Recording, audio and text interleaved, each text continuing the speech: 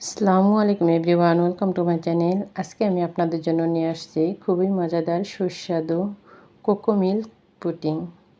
এই গরমে cocoa milk পুডিংটা খেতে দারুণ মজা। ছোট বড় সবাই খেতে খুবই পছন্দ করবে এই কোকো মিল্ক পুডিংটা। দেখে নিন প্রস্তুত প্রণালী। পুডিংটা তৈরি করার জন্য প্রথমে আমি এখানে নিয়ে নিয়েছি লিকুইড দুধ।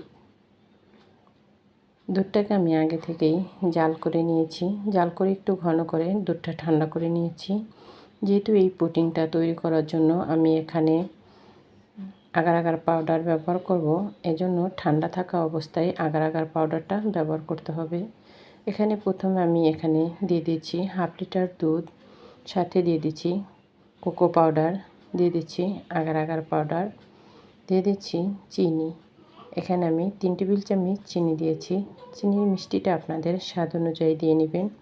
দিয়ে দিচ্ছি সামান্য একটু ভ্যানিলা এসেন্স দিয়ে এখন আমি সবগুলো উপকরণ ঠান্ডা অবস্থায় ভালোভাবে মিক্স করে নিয়েছি।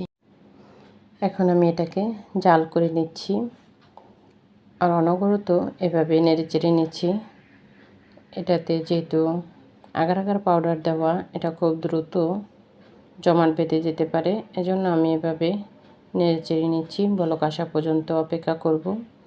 বলক আসার পরে বেশিক্ষণ জাল করার দরকার নেই, 2-3টা বলক দিলেই হয়ে যাবে।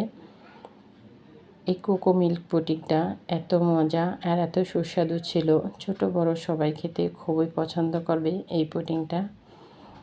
এই তো দেখুন বলক চলে আসছে। আমি আবারও কিছুক্ষণ নেড়েচেড়ে নিচ্ছি আর দুধটাও দেখেন অনেকটাই ঘন হয়ে গেছে। এখন আমি এটাকে কিছুক্ষণ নেড়েচেড়ে নামিয়ে নিব। খুব দ্রুত নামিয়ে নেওয়া লাগবে, তা না হলে এটা জমাট বেঁধে যাবে। এই তো দেখুন আমি একটি ছেঁকনি দিয়ে এটাকে ছেঁকে নিচ্ছি।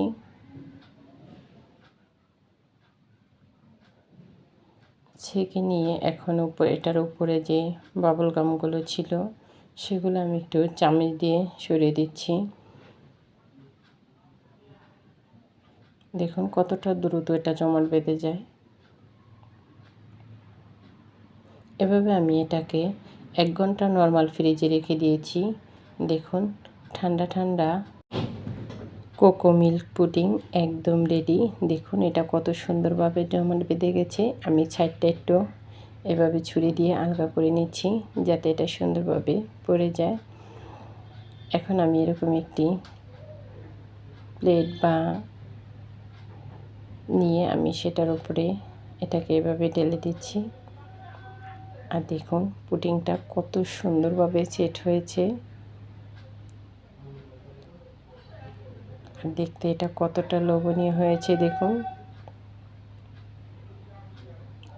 এই কোকো মিল্ক পুডিংটা খেতে এত মজার, এত সুস্বাদু, আপনারা না খেলে বুঝতেই পারবেন না। ছোট বড় সবাই খেতে খুবই পছন্দ করবে এই কোকো মিল্ক পুডিংটা। অতিথি আপ্যায়নে খুব সহজেই তৈরি করে নিতে পারেন এই কোকো মিল্ক পুডিংটা। এই পুডিংটা দেখতে যেমন সুন্দর হয়েছে, খেতেও কিন্তু দারুণ হয়েছে। আমি একটু কেটে দেখাচ্ছি এটা কতটা সুন্দর হয়েছে আর কতটা লোভনীয় হয়েছে। এভাবে আমি পিস পিস করে এটাকে কেটে নিচ্ছি।